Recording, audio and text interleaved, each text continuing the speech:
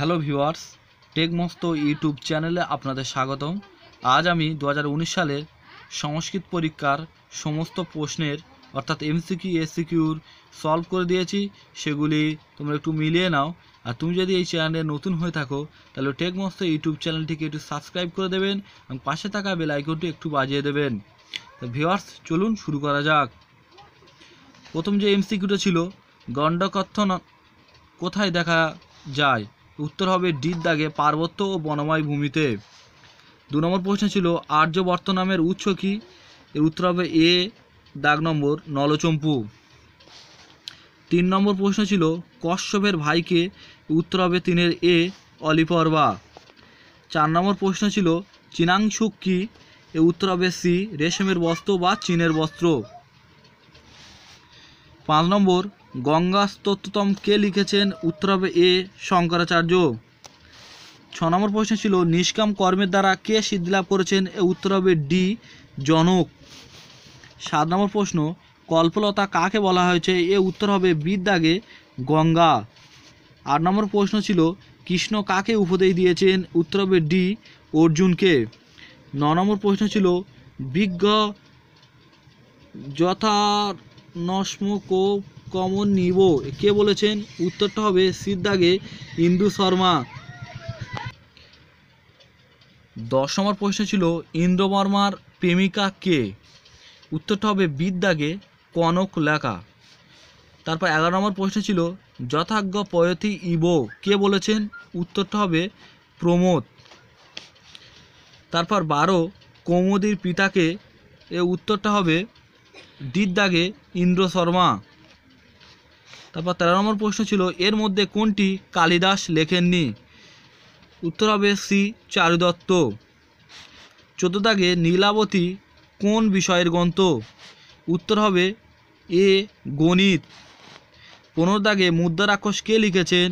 উত্তর হবে B Bishakha Dutta. Viewers, এই ছিল 15টি এমসিকিউ। এবার আমি আলোচনা করব এসিকিউ নিয়ে। এমসিকিউগুলো সবকটি সঠিক উত্তর দেওয়া হয়েছে। তোমরা যদি এগুলোই করে আসো তাহলে সবকটিই সঠিক হবে। এবার এসিকিউগুলো একটু দেখে নাও। কুলিস্ত্রীদের সঙ্গে কার তুলনা করা হয়েছে? উত্তর হবে সূর্যদতী। 2 নম্বর প্রশ্ন ছিল ওঠজ এর অর্থ কী? উত্তর হবে পণ্যকুটির। 3 নম্বর প্রশ্ন ছিল বিপিন শব্দের অর্থ কী? উত্তর হবে বন, অরণ্য, জঙ্গল। যে যা লেখা আসবে সঠিক হবে সব। 4 নম্বর প্রশ্ন ছিল ভূত বিকারবাদ কাদের? উত্তরটা হবে সংখ্যা দার্শনিকদের। 5 নম্বর প্রশ্ন ছিল গঙ্গা জলের মহিমা কোথায় কীর্তিত? উত্তর হবে বেদাদি শাস্ত্রে বা নিগমে। 6 নম্বর প্রশ্ন ছিল বিদু কথার অর্থ কী? এ উত্তরটা হবে চাঁদ বা চন্দ্র। 7 নম্বর যে প্রশ্ন ছিল ভগবদ গীতায় কটি অধ্যায়? উত্তরটা হবে 18টি। ভিউয়ার্স, এই ভিডিওটি যদি ভালো লাগে অবশ্যই একটি লাইক করবেন এবং বন্ধুদের কাছে শেয়ার করবেন, সবাইকে দেখার সুযোগ করে দেবেন এবং এই চ্যানেলের সাথে জড়িত থাকবেন। উচ্চ মাধ্যমিক পরীক্ষার রেজাল্ট আপডেট এই চ্যানেলের মাধ্যমেই জানানো হবে। 8 নম্বর প্রশ্ন ছিল কর্মেন্দ্রিয় কতগুলি? এ উত্তরটা হবে 5টি। 9 নম্বর প্রশ্ন ছিল রাজার বিয়ের বাকি কতদিন ছিল? এ উত্তরটা হবে 4 দিন। 10 নম্বর প্রশ্ন ছিল বাসন্তিক স্বপ্নম এর অনুবাদকর্তাকে? উত্তর হবে কৃষ্ণমাচার্য।